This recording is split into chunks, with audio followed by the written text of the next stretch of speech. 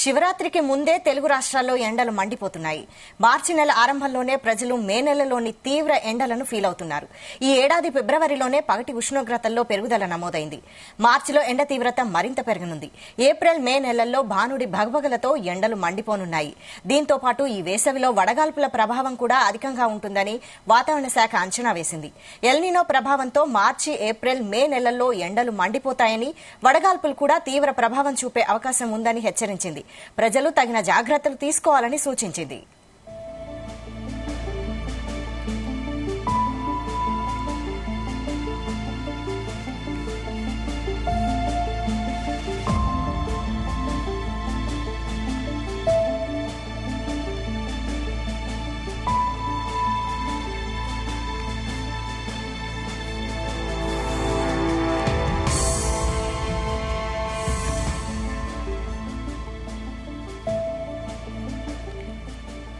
Right, ఇక ఎండల తీవ్రతపై మరింత సమాచారం మా ప్రతినిధి యాకేష్ లైవ్ లో అందిస్తారు. యాకేష్. Good evening Vaishali. మార్చి మొదటి వారంలోనే ఎండలు దంచి కొడుతున్నాయి. ఉదయం 10 గంటలు దాటక ముందే కూడా ఎండ తీవ్రత పెరిగిపోతుంది. ఇక మధ్యాహ్నం సమయంలో అయితే చెప్పలేనటువంటి ఎండ కొడుతుందని చెప్పుకోవచ్చు.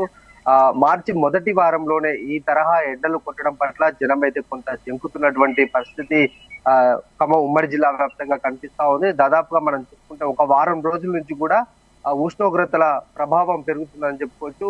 ఇవాళ ప్రస్తుతానికి ఎండ ప్రభావం 39 డిగ్రీలకు పైగానే ఉందన్నట్టు వాతావరణ శాఖ పేర్కొంది. రాను రాను ఎండల తీవ్రత ఇంకా పెరిగే అవకాశం ఉన్నట్టు కూడా పేర్కొంది. ఇంకా మార్చిలోనే ఉన్నాం కనుక ఏప్రిల్, మే నెలలో ఉన్నాయి. ఈ నెలల్లో కూడా ఎండల తీవ్రత పెరుగుతుందని వాతావరణ శాఖ చెప్తుంది. అయితే ఎండల ప్రభావ నేపథ్యంలో చిన్న చిన్న పనులు చేసుకునే వారు మాత్రము బయటికి వెళ్ళలేకపోతున్నారు. ఎందుకంటే ఒక్కసారిగా చలి వాతావరణం నుండి ఎండకు పెరిగిన నేపథ్యంలో ఒక్కసారిగా బయటకు రావాలంటే ప్రజలు కూడా ఇబ్బందులు పడుతున్నటువంటి పరిస్థితి జిల్లా వ్యాప్తంగా కూడా కనిపిస్తా ఉంది. అయితే ఉదయం 10-11 మధ్యలో జిల్లాలోని ప్రధాన రహదారులన్నీ కూడా బోసిపోయి కనిపిస్తా ఉన్నాయి. ఎవరు కూడా బయటికి రావట్లేదు. ముఖ్యంగా చిన్నపిల్లలు, వృద్ధులుగా ఉన్నటువంటి ఎవరు కూడా రోడ్ల మీద కనిపించని నేపథ్యం కనిపిస్తా ఉంది. అయితే జిల్లాలో అధికంగా ఇతర జిల్లాలతో పోల్చుకుంటే ఖమ్మం ఉమ్మడి జిల్లాలో సహజంగానే ఎండల ప్రభావం ఎక్కువగా ఉంటుంది. అయితే ఇది ఏప్రిల్, మే నెలలో కనిపిస్తా ఉంటుంది. కాకుంటే ఇప్పుడు మార్చి మొదటి వారంలోనే కనిపిస్తున్న పరిస్థితులలో జనం అయితే కొంత ఇబ్బందికరమైనటువంటి పరిస్థితులు కనిపిస్తున్నాయని చెప్పుకోవచ్చు. అయితే పూర్తి స్థాయిలో ఎండల తీవ్రతకు సంబంధించి ఇప్పటికి మనం సాయంత్రం 4 అవుతున్నా కూడా ఇంకా ఎండల ప్రభావం తగ్గలేదని చెప్పుకోవచ్చు. దాదాపుగా ఇప్పుడు 39 డిగ్రీల ఉష్ణోగ్రతలు 4 గంటల సమయంలో కూడా ఉంటున్నటువంటి పరిస్థితి. అయితే సాయంత్రం కూడా కొంత చలిగాలి ఉంటున్నప్పటికీ కూడా రాత్రి సమయంలో దాదాపు 12-1 అర్ధరాత్రి సమయంలో కూడా కొంత ఉష్ణోగ్రతల పెరుగుదల కనిపిస్తా ఉంది. దీంతో ప్రజలు ఉక్కపోతతోటి కూడా ఇబ్బందులు ఎదుర్కొంటున్నారు. ఇక వాతావరణ శాఖ కూడా ఒకటే సూచిస్తా ఉంది, ఇంకా రాబోయే 2 నెలలు కూడా తీవ్రమైన ఎండలు ఉండే అవకాశం ఉంది. ప్రజలు అంటే చిన్న చిన్న పనుల మీద, ఇతర భవన నిర్మాణ పనులకు వెళ్ళేటువంటి కార్మికులు ఉంటారు, వాళ్ళు కనీస జాగ్రత్తలు తీసుకోవాలని చెప్పేసి హెచ్చరిస్తున్నటువంటి సిచ్యువేషన్ ఉంది.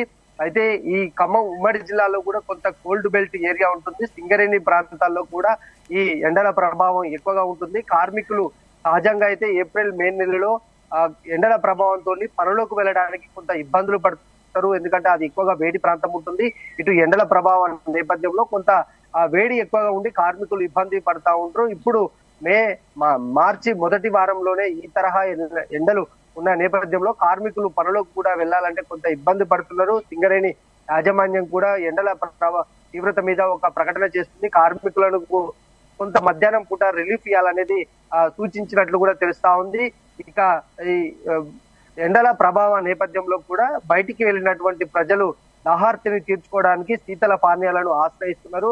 ఇప్పటి నుంచి అంటే మనం ఇంతకుముందు చెప్పినట్టు మే, ఏప్రిల్లో ఈ శీతల పానీయాలకు గిరాకీ పెరుగుతూ ఉంటది. కాకుంటే ఇప్పుడు ఒక నెల ముందుగానే సీజన్ ప్రారంభమైనటువంటి నేపథ్యంలో ఇప్పటి నుంచి కూడా అవి కిటకిటలాడుతున్నాయి. ఇతర పనుల మీద బయటికి వెళ్ళిన వాళ్ళంతా తప్పనిసరి పరిస్థితులలో వెళ్ళిన వారంతా కూడా శీతల పానీయాలను తీసుకుంటూ కొంత ఎండ నుండి ఉపశమనం పొందే అవకాశం కనిపిస్తా ఉంది. ఇక ఇప్పటికే చాలా చోట్ల ఈ చలివేంద్రాలకు సంబంధించి ప్రభుత్వం ఏర్పాటు చేస్తుంది. స్వచ్ఛంద సేవా సంస్థలు కూడా కొన్ని ఏర్పాటు చేస్తా ఉంటాయి. ప్రజల దాహార్తిని తీర్చడానికి ఈ చలివేంద్రాలు ఉపయోగపడుతూ ఉంటాయి.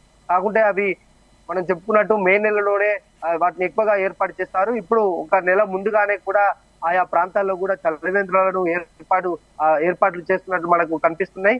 ఇంకా భవిష్యత్తులో అంటే దాదాపు ఇంకో 2 నెలల్లో కూడా ఈ ఎండల ప్రభావం దాదాపు 50 డిగ్రీలను కూడా క్రాస్ చేసే అవకాశం ఉంది. ఇప్పటి నుంచి ఎండల ప్రభావం అంటే చిన్నపిల్లలు ప్రధానంగా వృద్ధులు ఎండల తీవ్రతకు గురి కాకుండా కనీస జాగ్రత్తలు అయితే తీసుకోవాల్సినటువంటి అవసరం ఉన్నది.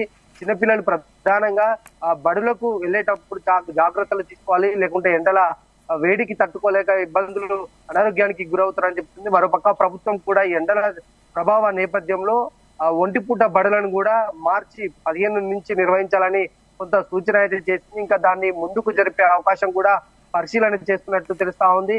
ఇక ఈ ఎండల ప్రభావ నేపథ్యంలో దూర ప్రాంతాలకు ఎవరైతే వెళ్ళాలనుకుంటారో వాళ్ళు కొన్ని ఇబ్బందులు ఎదుర్కొంటున్నారు. లాంగ్ జర్నీకి వెళ్లే సమయంలో ఎండల ప్రభావం ఉంటుంది కనుక ఎండ దెబ్బకు తగిలి ఇతర అనారోగ్య సమస్యలు కొంతమంది ప్రాణాలు కూడా కోల్పోయే అవకాశం ఉంటుంది కనుక చాలా మంది వాటిని కూడా క్యాన్సిల్ చేసుకుంటున్నటువంటి పరిస్థితి ఉమ్మడి జిల్లాలతో పాటు రాష్ట్ర వ్యాప్తంగా కూడా ఇదే కనిపిస్తా ఉంది. రాబోయే 2 నెలలకు కూడా ఎండ తీవ్రతకు చాలా ఇబ్బందులు ఎదుర్కొనే అవకాశం ఉంది కనుక ప్రజలంతా అప్రమత్తంగా ఉండాలని చెప్పేసి ఇప్పటికే వాతావరణ శాఖ సూచిస్తుంది.